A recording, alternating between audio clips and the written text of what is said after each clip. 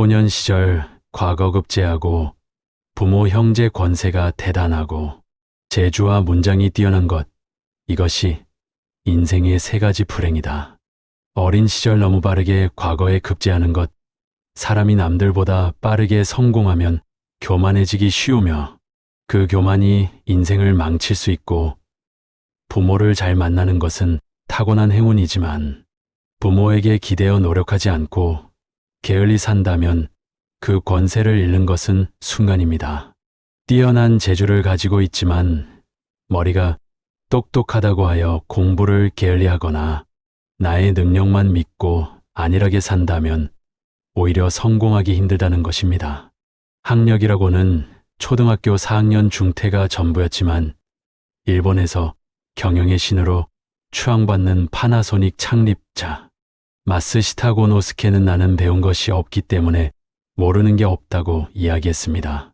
그는 배움이 짧은 사람이지만 자신의 약점을 숨기지 않고 그것을 인정하고 다른 사람들에게 배움의 자세로 임합니다. 마쓰시타는 어린 시절 밥도 제대로 먹지 못할 만큼 비참한 어린 시절을 보냅니다.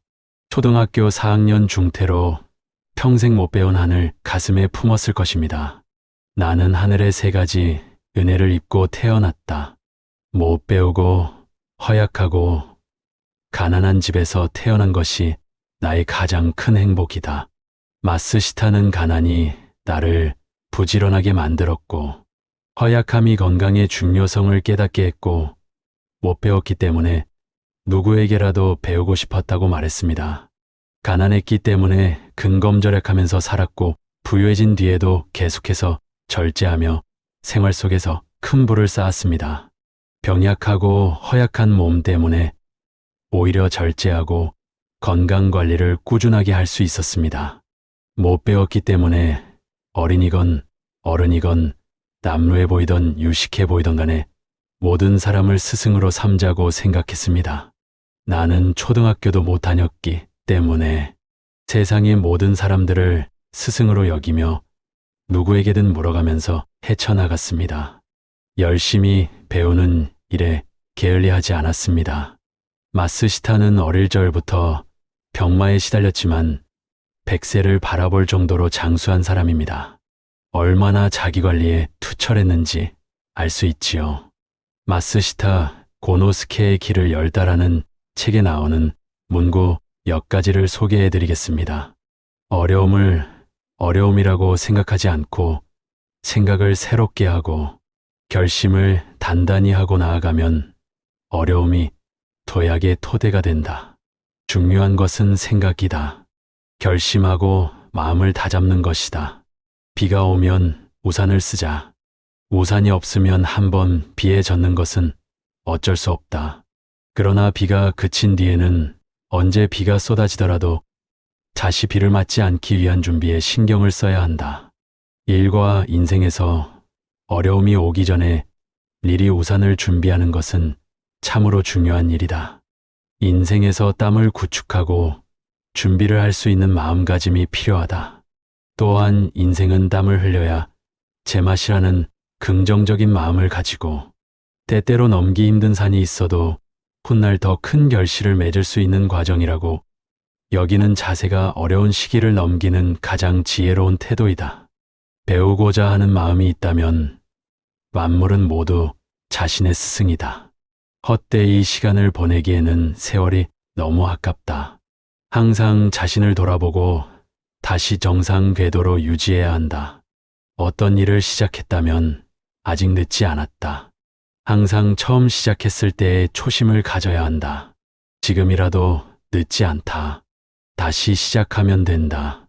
항상 자신에게는 더욱더 엄격한 검사가 되고 상대에게는 부드러운 변호사가 되어야 한다. 길을 열기 위해서는 우선 걸어 나가야만 한다.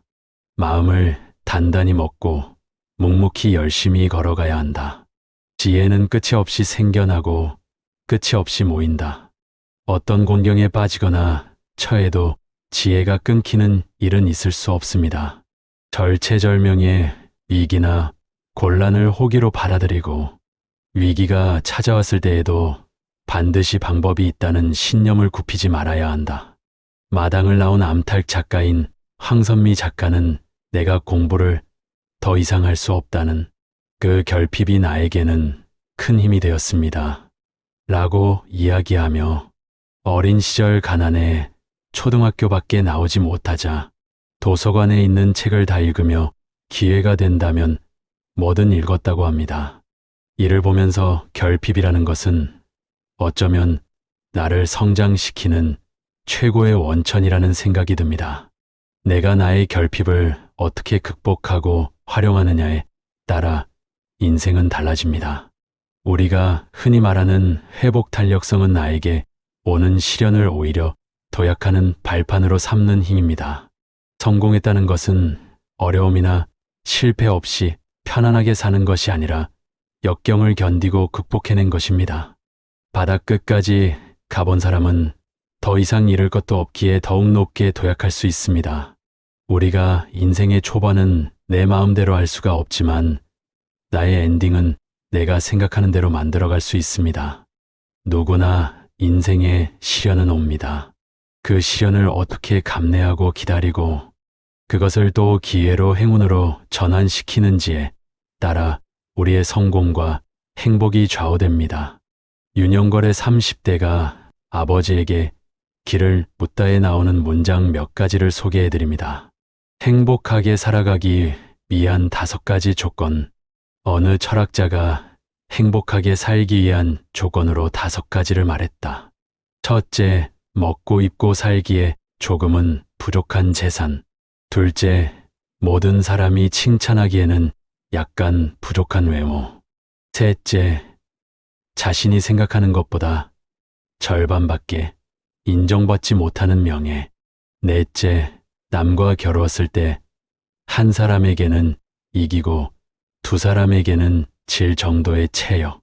다섯째, 연설을 했을 때 듣는 사람의 절반 정도만 박수를 보내는 말솜씨. 여기서 나오는 모든 공통점은 부족함입니다. 우리가 부족함을 느끼지 않고 살 때보다 부족함과 결핍을 느끼는 과정에서 지혜를 짜내고 누구도 생각하지 못한 것을 발견할 수 있습니다. 걱정하며 두려워하지 마세요.